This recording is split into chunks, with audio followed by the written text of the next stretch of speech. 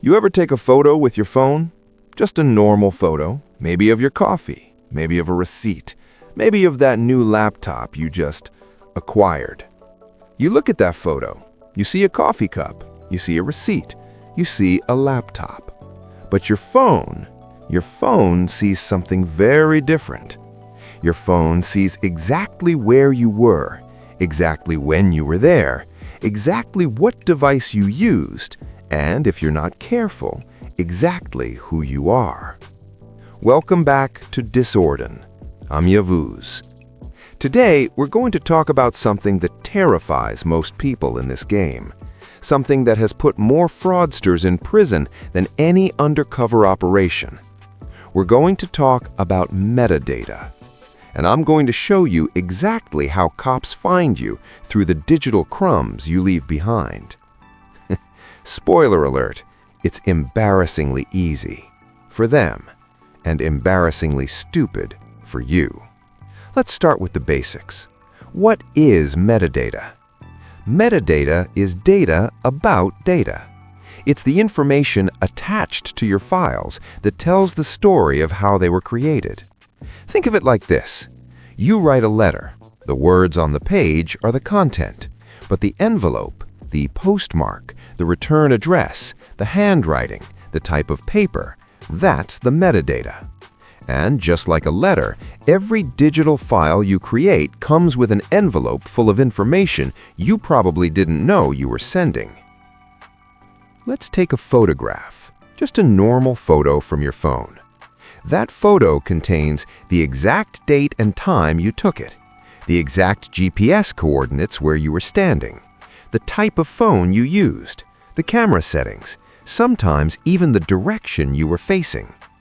Now, let's say you're smart. You know about metadata, so you take a screenshot of the photo instead of sharing the original. Good thinking, right? Wrong. Screenshots have their own metadata. The time you took it, the device you used, sometimes even a thumbnail of the original image embedded inside. You can't escape. You can only hide. And here's the part that'll really keep you up at night. Every file you've ever created, every photo, every document, every PDF, every screenshot has metadata. And if law enforcement gets their hands on that file, they get their hands on a roadmap straight to you. I want to tell you about someone I used to know. Let's call him Alex.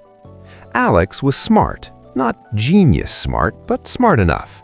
He'd been in the game for about 2 years, made some money, got comfortable. Too comfortable. One day, Alex made a score, a good one, about 15 grand from a refund method he'd been working. He was excited, he wanted to show off, so he took a photo of the cash, just a casual photo, stacks of hundreds on a table, and sent it to a private Telegram group. He thought it was safe, private group, only trusted people, disappearing messages enabled. What he didn't know was that one of the trusted people had already been arrested 3 weeks earlier, and his phone was in the hands of a detective who was very, very patient. That photo Alex took, it had GPS coordinates from his apartment, where he was sitting at that exact moment. The detective didn't need to hack anything, didn't need a warrant for Telegram, didn't need to trace IP addresses. He just looked at the photo's properties. Right-click, Properties, Details. It took about 30 seconds. 3 weeks later, Alex's door got kicked in at 6 a.m. He's still inside. He's got about 4 more years to think about that photo. And here's the part that kills me. I'd warned him. 6 months earlier, I'd made a whole post about metadata. I'd explained exactly how this happens. He'd read it. He'd even commented, "Good info, thanks." And then he did it anyway. Because that's the thing about this game. You can know everything. You can have all the knowledge, but if you get comfortable, if you get lazy, if you think it won't happen to me, it will. And it won't be some sophisticated FBI operation that gets you. It'll be a photo, a screenshot, a file you forgot to scrub. It'll be your own damn fault.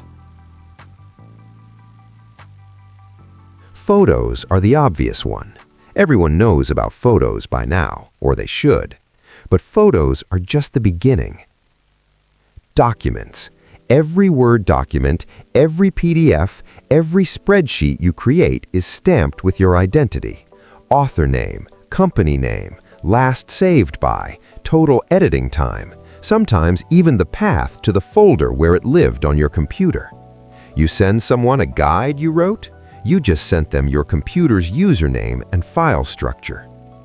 PDFs, same thing, plus sometimes embedded fonts that can be traced back to your specific installation. Emails. Headers contain your IP address, your mail client, your device type. Even if you use Proton Mail, the metadata in the attachments can still bite you. Messages. Screenshots of conversations preserve everything. The timestamp, the device, sometimes even a preview of the chat history above and below what you meant to capture. And here's the really fun one, your voice. There was a case a few years ago. Guy was running a phone scam, spoofed numbers, fake identities, the works, thought he was untouchable. He left a voicemail for a victim, just a few seconds. Call me back about your account. The victim gave the voicemail to police. Police ran it through a voice recognition database, found a match from a previous arrest. Same guy, different name, same voice. You can't spoof your voice. Not really. Not yet. Every time you speak, on a call, in a video, even in a voicemail, you're leaving a biometric signature that's more unique than your fingerprint. And it's getting easier to match every day. So let's walk through exactly how they do it. Step by step, no magic, no Hollywood hacking, just boring, methodical police work. Step 1. They get a file. Maybe it's a photo you posted. Maybe it's a document you shared. Maybe it's a screenshot you sent to someone who got caught. Doesn't matter how, they have it. Step 2. They extract the metadata. Right-click, Properties, Details, or use a free tool online. Takes 5 seconds. Now they have date and time, GPS coordinates, device model, software version. Step 3. They look at the map. Those GPS coordinates go into Google Maps. Now they know exactly where you were when you took that file. Maybe it's your apartment. Maybe it's a coffee shop you visit every day. Maybe it's your parents' house. Step 4. They cross-reference. That timestamp, they check cell tower records for that area at that time. Which phones pinged those towers? Your burner phone's IMEI number is now on their list. That device model, they check purchase records. Who bought that model in that area around that time? Credit card transactions leave trails. Step 5. They build the profile. Now they have a location, a time, a device, and a list of possibilities. They start eliminating. Maybe they watch that location for a few days, see who comes and goes. Maybe they check utility records. Maybe they talk to neighbors. And eventually, they have a name. The whole process takes on average about 2 to 3 hours for a dedicated investigator. Less if you made it easy. 2 to 3 hours. That's all it takes to undo years of careful OPSEC. Because you took a photo of your coffee. Enough horror stories. Let's talk about solutions. Because metadata is a problem, but it's a solvable problem if you're disciplined. Tool 1. EXIF tool. This is the Swiss Army knife of metadata removal. Free, open source, runs on everything. You point it at a file, it strips everything.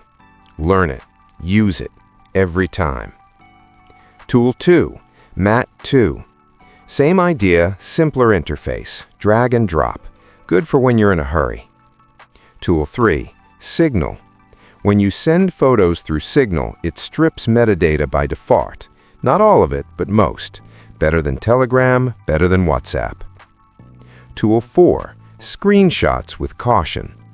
If you must share something, take a screenshot of it, then screenshot the screenshot, then screenshot that. Each generation strips more metadata. Paranoid? Yes. Effective? Also yes. Tool 5. Burner devices. The best metadata is the one that doesn't exist. If your burner phone never takes photos with GPS on, there's nothing to strip. Turn off location services permanently on every device you use for this life. Tool 6. Physical redaction. Sometimes the old ways are the best. Take a photo, print it. Take a photo of the print with a different phone. Now the metadata points to the print, not to you. And here's the most important tool of all, your brain. Before you share any file, ask yourself, does this have metadata? Did I check? Did I scrub it? Am I absolutely sure? If the answer to any of those is I don't know, don't share it. Wait, check, be sure. Because once that file leaves your hands, you can never get it back. Tools are useless without habits. You can own EXIF tool, you can have Signal, you can turn off your GPS, but if you forget to use them, if you get lazy, if you think just this once, none of it matters. Here's what my routine looks like every single time. Step 1. Before I take any photo, I check. Is location off? Is this device clean? Do I need this photo at all? Step 2. After I take it, I scrub. EXIF tool. Every time, no exceptions. Step 3. Before I share, I check again. Screenshot the scrubbed version. Check the screenshot's metadata. Scrub again if needed. Step 4. I ask the question. If this file gets into the wrong hands, what does it reveal? If the answer is anything other than nothing, I don't share it. This routine takes about 2 minutes. 2 minutes per file. That's 2 minutes that could save you from a decade in prison. Worth it? I want to end with something different. Not a warning, not a tool, not a story. A question. Why do we do it? Why do we take photos of our money? Why do we screenshot our conversations? Why do we share files that could destroy us? I think it's because we want to be seen. This life, this hidden, anonymous, paranoid life is lonely. You can't tell anyone what you do. You can't show off. You can't celebrate. And sometimes you just want someone to know. So you take a photo. You send it to a trusted group. You feel for a moment like you're not alone. And then that moment passes, and you've left a trail. I get it. I really do. I've been there. I've wanted to show off. I've wanted to be recognized. I've wanted people to know that I'm someone. But here's the truth they don't tell you.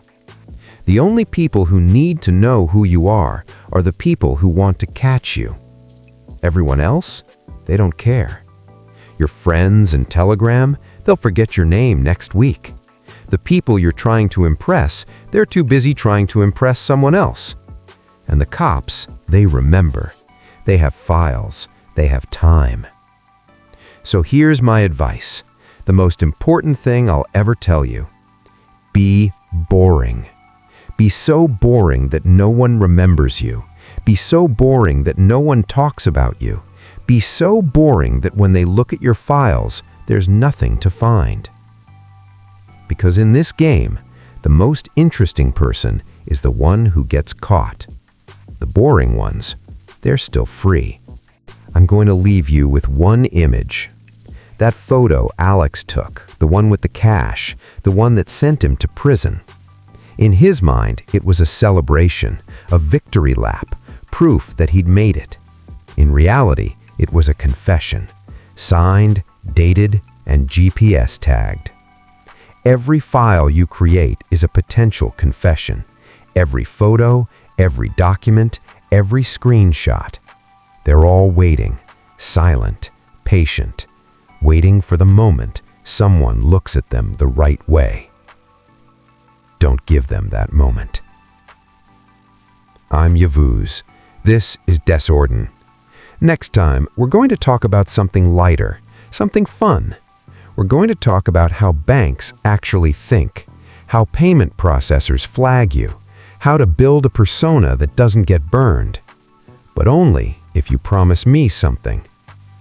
Promise me you'll check your metadata first. The chaos is waiting. Try not to bring your GPS coordinates with you.